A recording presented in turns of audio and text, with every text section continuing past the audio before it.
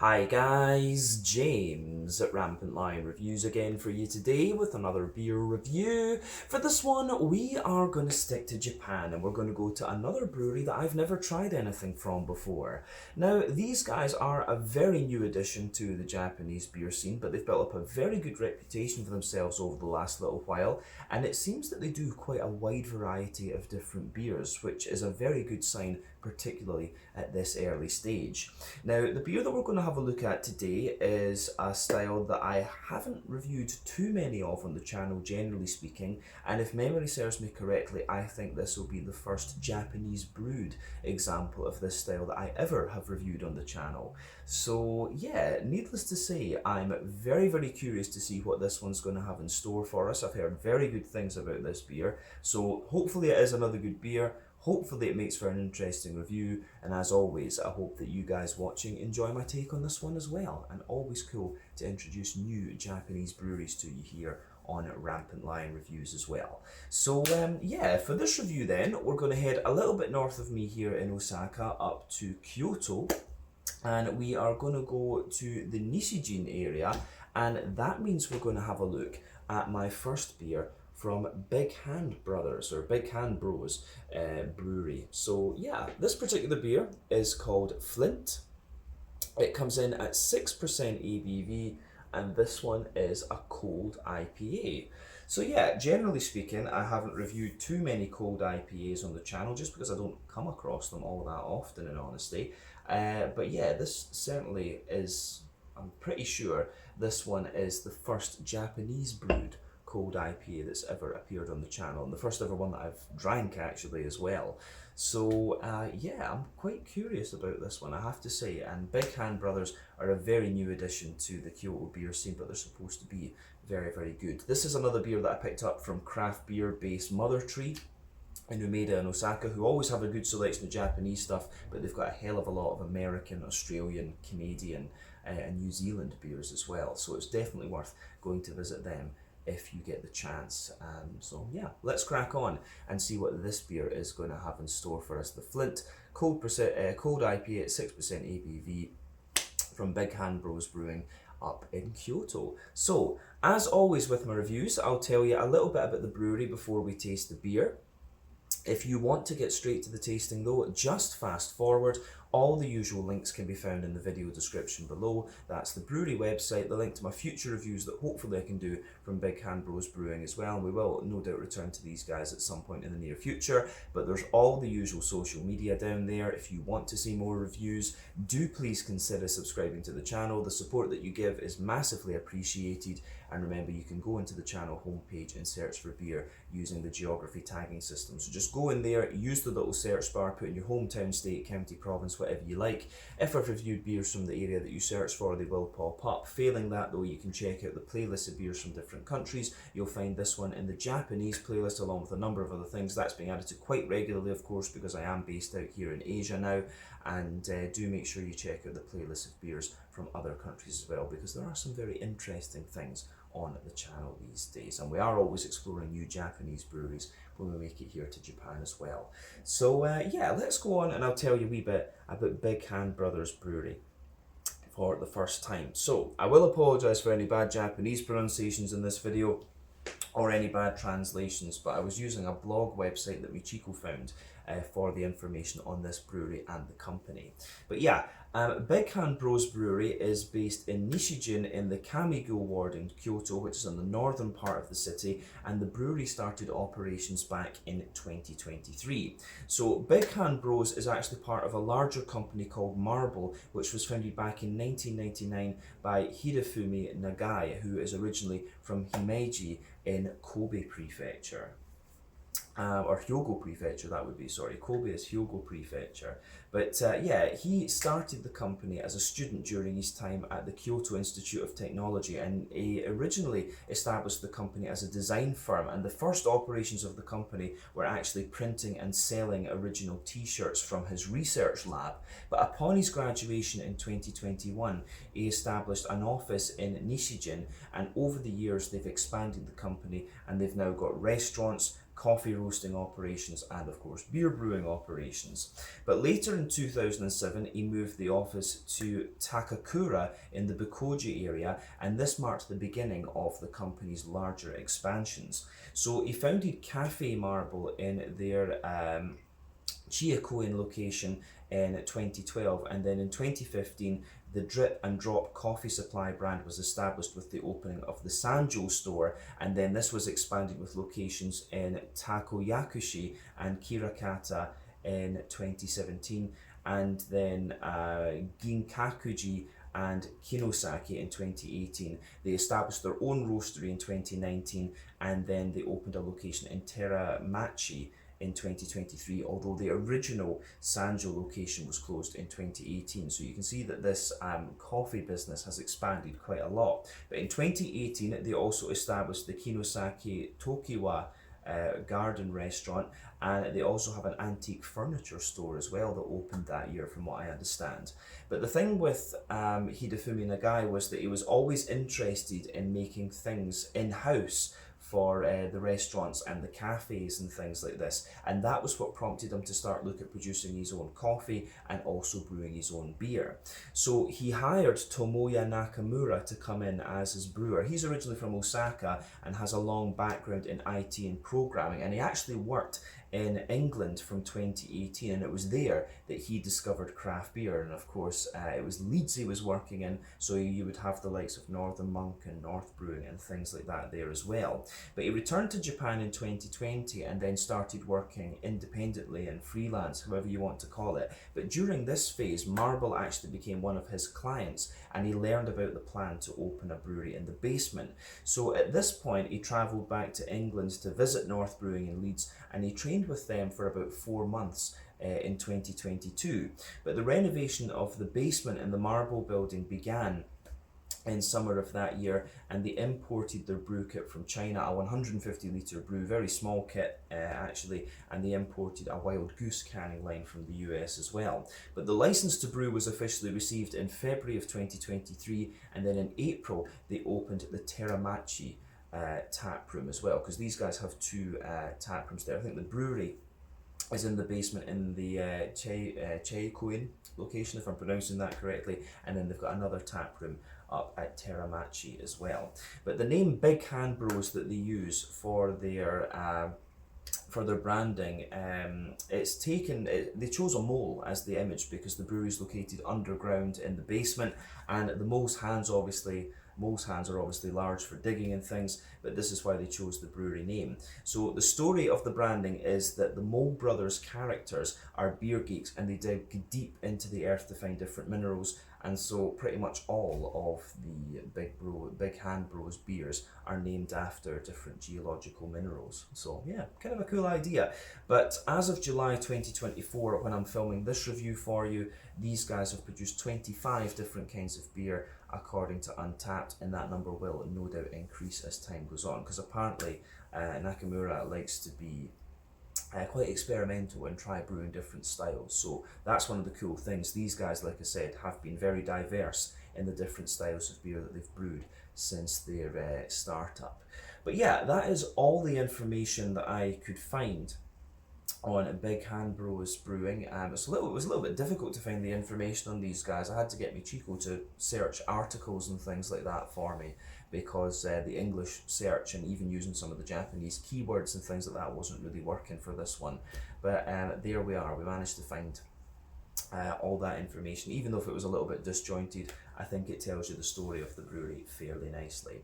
But yeah, I'm sure we'll add to that in the future. But if you want to learn more, you can check out the brewery website, you can follow them on Facebook and Instagram to keep up to date with all the latest goings on, and you can check out the Rate Beer, Untappd and Beer Advocate pages to learn a wee bit more about all the different beers that these guys have done. So yeah, let's go on and have a little look at the beer itself. So as you can see, this one is a ½ litre can, which looks really, really nice. Actually, I have to say I do quite like their branding. It kind of reminds me of some of the more old school American craft breweries. But you can see plain silver top on the can there. It's cool to see that more breweries are doing these ½ litre cans actually. It tells you a little bit about the beer on the side here, but I noticed that it doesn't actually tell you what hops and things are in this one. But yeah, it is really nicely presented, this one. So as I said, this one is a cold IPA at 6% ABV. So for those of you who don't know, a cold IPA, it's kind of brewed with a similar principle to a lager. They use, it's basically fermented for a longer time at colder temperatures. And I don't know if it actually uses a lager yeast. I think it uses the IPA yeast, which is why they call it an IPA rather than, you know, such as an India Pale Lager or something. I think that's the key technical difference, is the type of yeast that they use. But yeah, these are quite interesting beers, but they're always very refreshing and very drinkable. But yeah, let's get this guy out into the glass then and see how we go. One other thing I will just point out to you is this little thing here.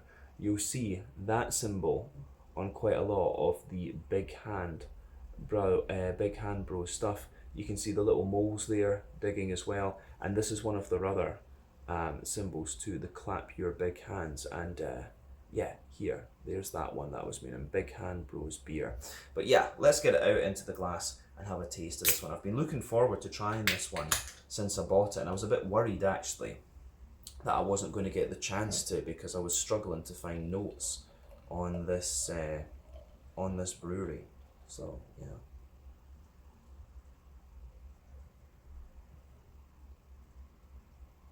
But yeah, that looks pretty nice. So yeah, this looks great. I think we've got maybe about 75, you know, 2/3, 75% of the beer out into the glass at the moment, but it looks great. So you can see you've got a nice finger and a half of, I would say, a kind of slightly cream coloured head there, slightly off white, but it looks nice. That actually, you can see smaller bubbles on the surface of the liquid, and it gets like bigger and more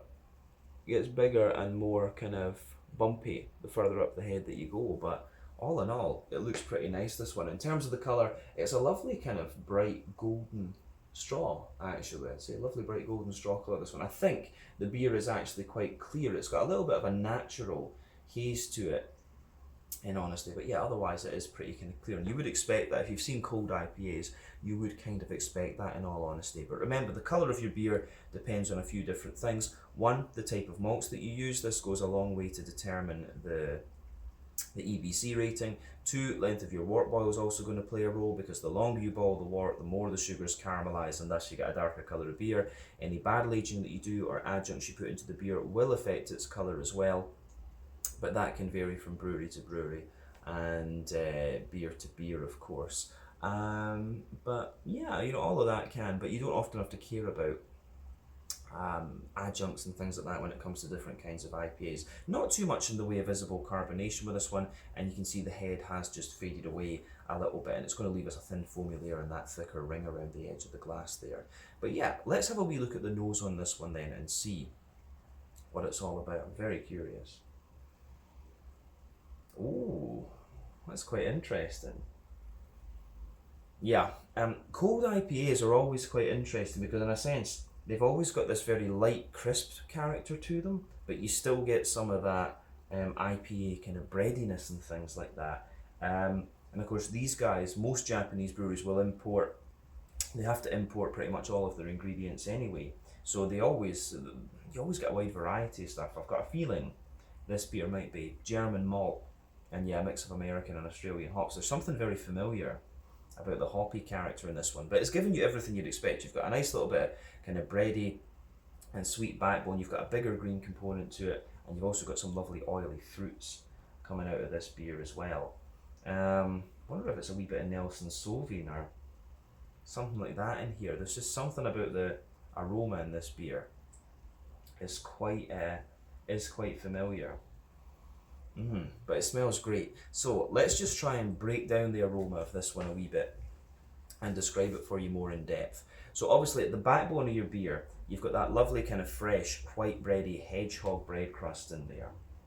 There's little bits of woodiness, of course. It's very kind of small, sort of undertone or something like that, I guess you could say. A little bit of cracker, but there's a good mix of like sweet brown and well, slightly more grainy, but still quite sweet brown bread. And then you've got some fluffier white bread in there as well. But at the back of the nose, in this one, there's definitely a little bit of, you do get a nice little bit of that crisp.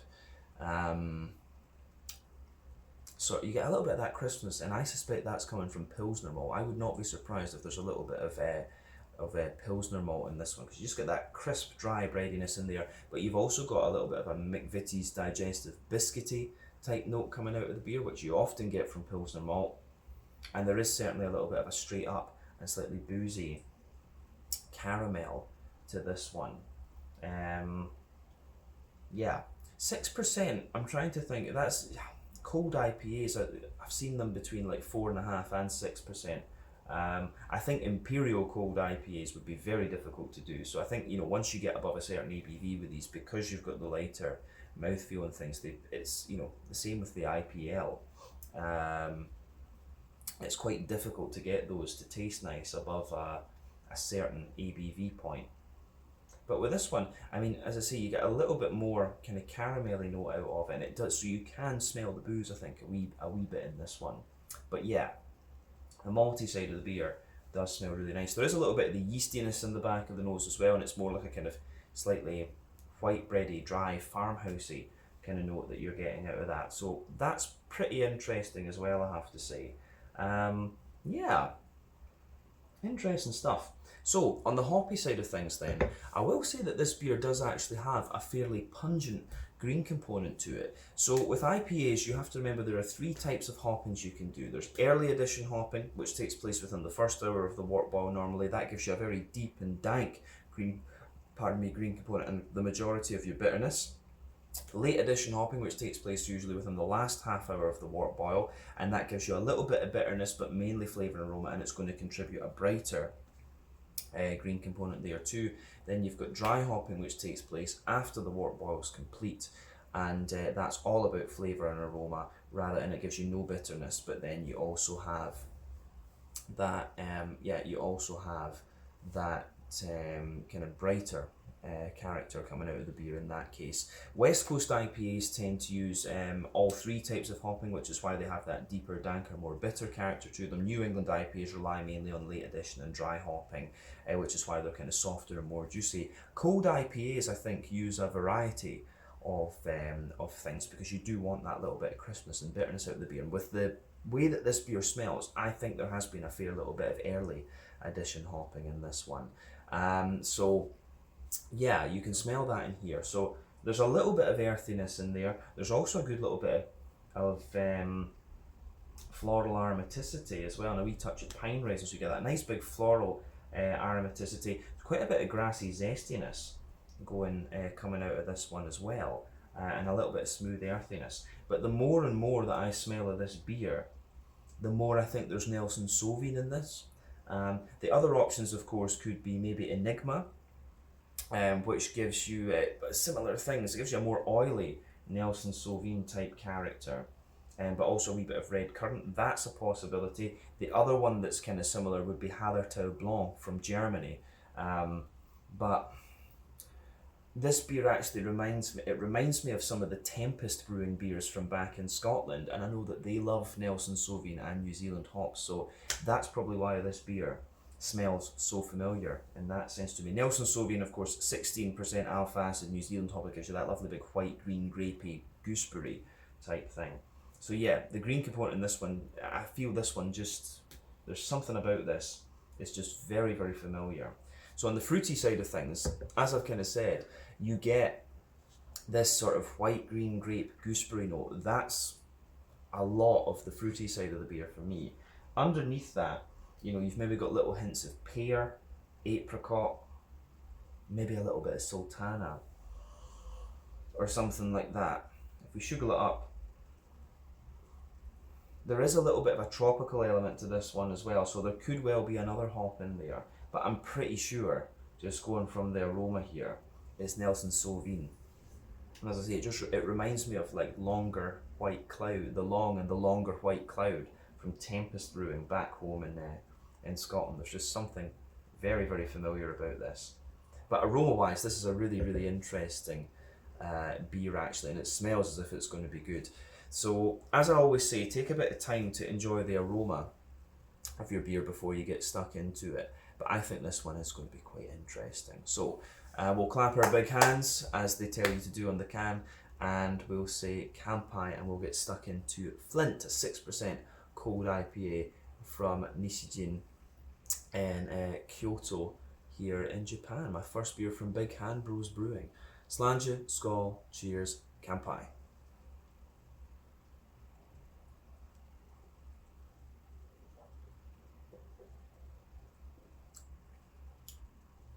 Ooh, that's pretty nice.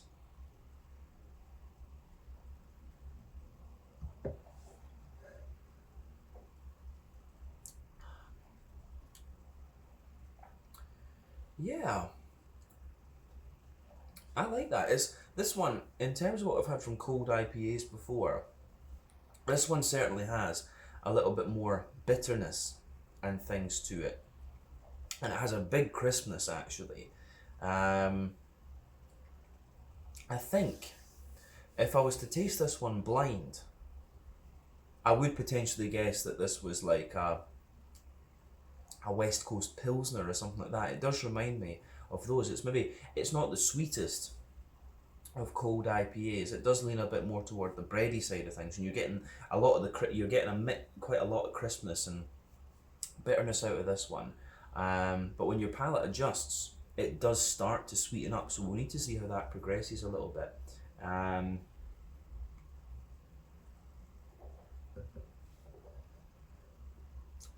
But that is a really nice beer actually.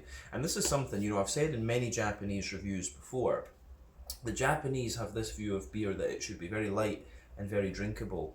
The cold IPA is a style that I could see really taking off in Japan. I'm surprised that it hasn't taken off, in all honesty. But the Japanese aren't, in some ways, like in music for example, they're not really into following the trends and things like that. Some bands will stay famous here for a very long time after their kind of heyday in other places. So yeah, there's things like that. Hard to understand how things become popular in Japan, in honesty, but this, I think the cold IPA style would be very popular in Japan, in fact. But this is good. I'm going to say a big thumbs up to Bighand Brewing. I picked this one out of the 2 or 3 that they had at Craft Beer Base Mother Tree, just because I hadn't tried a Japanese cold IPA, and I'm pretty happy with it. So yeah, let's get the rest of the beer out into the glass, and we'll enjoy the rest of that then. Look at that. That looks very nice. But yeah, let's just break it down and describe the flavour more in depth for you. So the backbone of this beer, you can feel that lovely kind of fresh white bready bread crust in there. That is the backbone of your beer, very crisp and slightly drier. As you move further forward on the on that middle 30 palate, you can feel there's a little touch of woodiness in there for sure. And the woodiness, I think, comes out a bit more into the aftertaste too. But yeah, you've got a little sprinkling of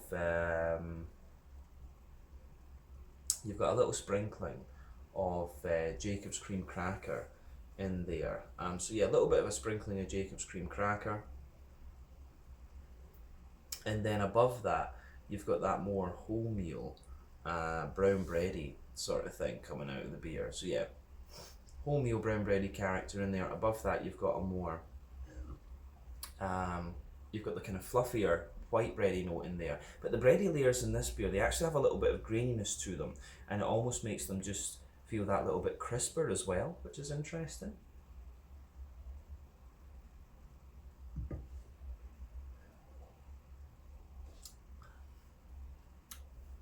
So yeah, Jacob's cream cracker in there, a little bit of wholemeal brown bread, as I said, the white bready character sitting above that, and then yeah, you have the as I say, you have the kind of what I suspect is Pilsner malt sitting on top of that. So at the back of that middle third of your palate, you can feel this dry, really dry, kind of crisp, white bready character there. As I say, I suspect that's Pilsner malt. And as you come further forward, you can feel that that layer, that flavour evolves to be more sort of biscuity, like McVitie's digestive biscuit for sure. And then in the dead centre of your palate, you have this little circle.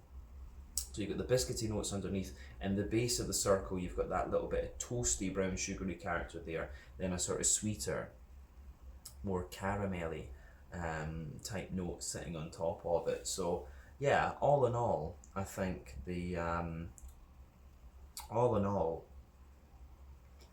I think you do get more sweetness out of this beer as the flavour progresses, but it really is it does remind me of some of these West Coast Pilsners. It really does, this one, because it's just got a lot of that Pilsner malty character. It maybe just needs a slight bit more sweetness to push it more toward the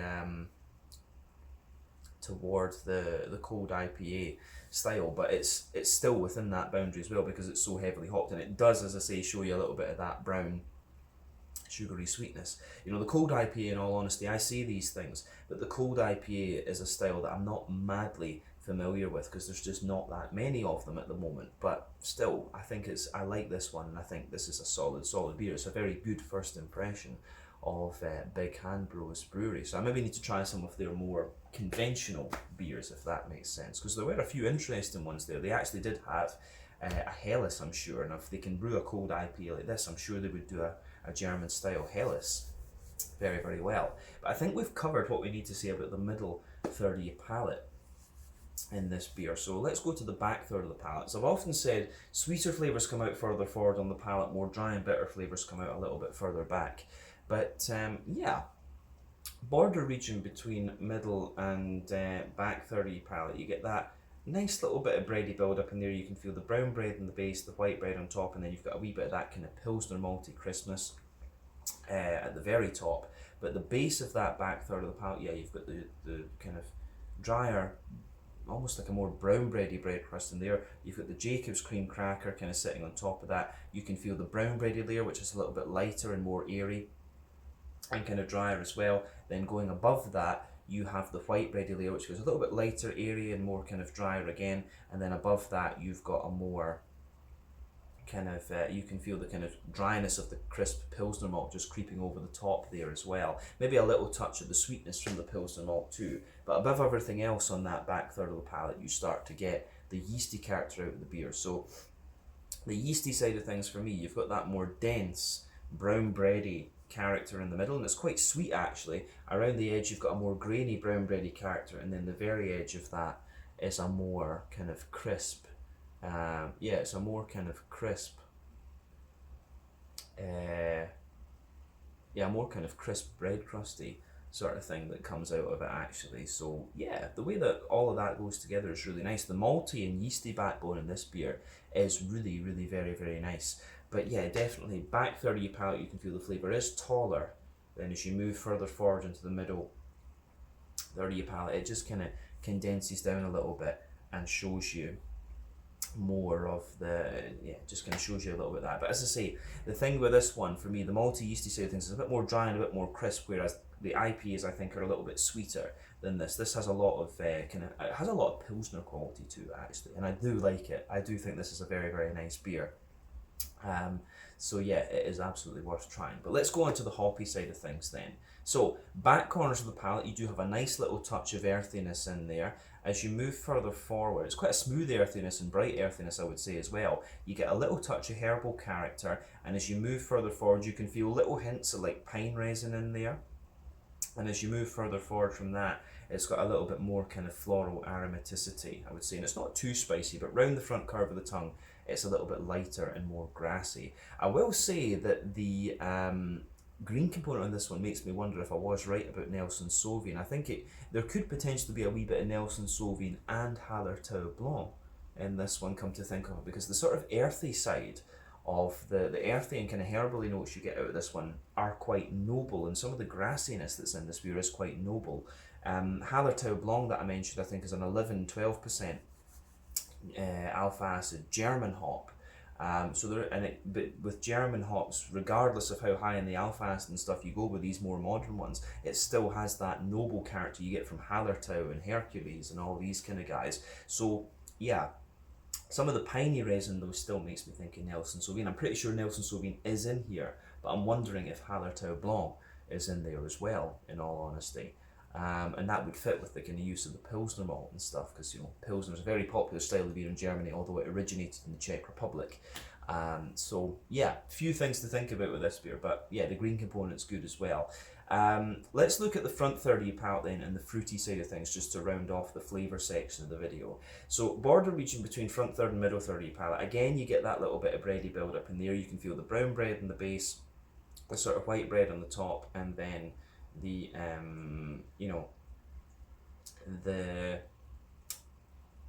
Pilsner, sort of Pilsner malty character on top of that. The base of the front third of your palate, again, white bready bread crust, Jacob's cream cracker, brown bread, white bread, and then a wee bit of the kind of Pilsner malty crispness. I think some of the sweeter aspect of that is creeping forward, but then yeah, you get that nice oily bubble where the juicy fruity esters just roll their way out of the beer.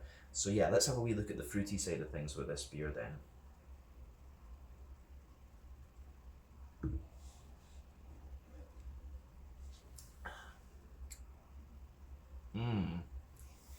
There's something telling me this when now, as I say, certain that one or both of Hallertau Blanc and Nelson Sauvin are in here, but I think there could be a slightly more orangey hop in this one as well. And of course, if you're going into orange, you've got Amarillo, you've got Mosaic, you've got Pacific Sun, what was it, Pacifica, you have Mandarina Bavaria, Sabro, and a few others that aren't coming to mind just now.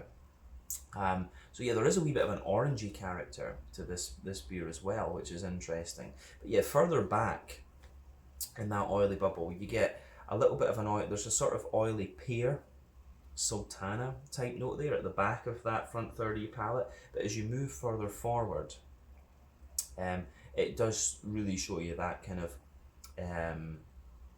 white, green, grapey, oily, gooseberry type character that you would expect of, say, Nelson Sauvin. I want to say there's a little touch of like lime or something in there. So yeah, there's a little touch of lime or something like that in the beer. And then, yeah, there is just a little bit of a more orangey kind of character this one. Could it be a bit of Motueka that's in this one? Because Motueka can give you a bit of lime and a bit of almost a slightly orangey character as well. So Motueka and Nelson Sauvin would maybe make sense, because the whole beer does seem a bit New Zealandy in a sense. But yeah, fruity side of this one, as I say, at the front, in the front half of your front third of your palate, it's got a bit more orangey, a bit quite a zesty orange, which would make me maybe guess Amarillo. But yeah, I could see Motueka, Amarillo, and Nelson Sauvin being involved in this one. But yeah, the fruitiness in this is great. Yeah, bit of pear, little bit of sultana, maybe a little bit of dried apricot in the middle, and then yeah, lovely kind of white, green, grapey, gooseberry type flavours, a little bit of orange and a little bit of lime just behind the very kind of front tip of your tongue too, mixing with the grassy esters. But all in all, flavour wise, this is a really interesting beer, and it has made me think a little bit, and that's what you want after 4,000 reviews. It's always nice to think about what's actually going on in beers and have a little bit of, guess the recipe and things. So yeah, big thumbs up to Bighand Bros with this one. They've produced a really good quality beer here, quite a pilsnery leaning cold IPA in my opinion. But yeah, let's round off then with a wee look at the mouthfeel. For me, this beer, I'd say top end of light bodied, bottom end of mid bodied. Carbonation does have a good degree of crispness in this, I would say, or well, wait, let's see. No, yeah, the carbonation in this one is giving you a good little bit of the crispness. The recipe of the beer, I think, actually promotes that a little bit. So yeah, quite a bit of Pilsner malt in this one. So yeah, it does have this quite dry, kind of crisp mouthfeel to it, which is quite nice. As I say, some cold IPAs are a little bit more kind of oily and sweet than this. This one is showing you a little bit of this kind of West Coast Pilsner IPL type character to it. But still, it shows you a wee bit more oiliness into the aftertaste. The mouthfeel starts off a little bit drier, but then it shows you a bit more oily and sweetness later on. The IBU count in this beer This one's got to be a bit heavier. I mean, I think this is maybe 50 or 60 IBUs, something like that. It could even be higher, because the further into the aftertaste you go, it really does show you a bit more kind of pine resin and floral aromatic spice and things like that. So yeah, I want to say 50 or 60 IBUs, but it wouldn't surprise me if it's higher. Malt whisky, like we said, it's got a bit of dryness underneath. Smoothness in the middle, bit of sweetness on top. You've got a lovely oily fruity character to this one with a good little bit of citrusy note coming out of it as well. But yeah, all in all, lovely beer this one, and I'm very glad that I got the chance to try this, and I got the chance to introduce this brewery while I was here in Japan. So I think we need to go up to Kyoto and actually visit the brewery location and see if we can do an out and about video with some of the guys. But yeah, really good stuff actually, and I look forward to trying more from this brewery. So yeah, this was the Flint, a 6% cold IPA from Bighand Brewing in Nishijin in the north of Kyoto here in Japan. So once again, thank you for watching my beer reviews. Until the next time, please like, subscribe, share, all the usual YouTube stuff. Let me know your own thoughts on this beer in the comment section below. Let me know what your favourite beers are from Bighand Bros as well. And we will see about returning to these guys again at some point in the very near future. But until then, Slàinte, Skål, cheers, and I'll catch you guys in the next review. Ciao just now.